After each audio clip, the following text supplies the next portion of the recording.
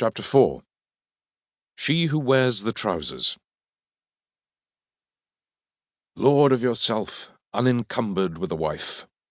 John Dryden, 1613 to 1700.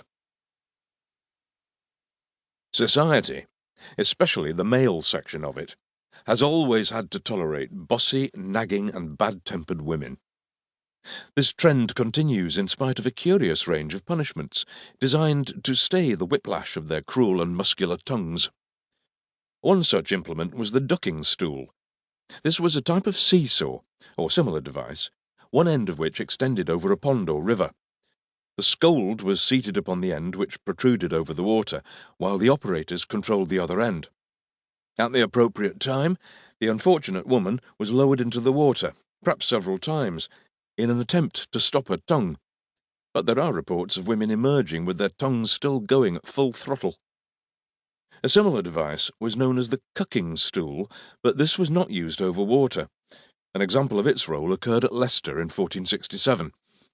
It was known as a seat of infamy, where strumpets and common scolds, with bare feet and head, were condemned to abide the derision of those who passed by.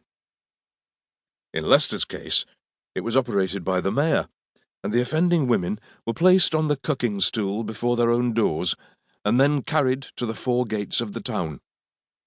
There are reports of large spheres of bare female flesh, other than heads and feet, being on display, because some cucking stools sported a large hole in the seat.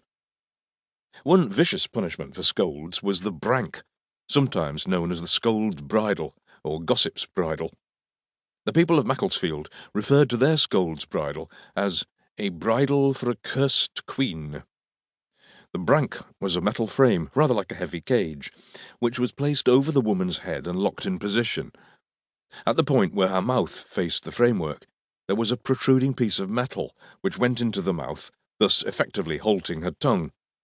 In some cases, these tongue-like protrusions were covered with sharp spikes, so that if the woman moved her tongue, she suffered severe injuries. It seems that not even this cruelty was sufficient to halt some nagging tongues.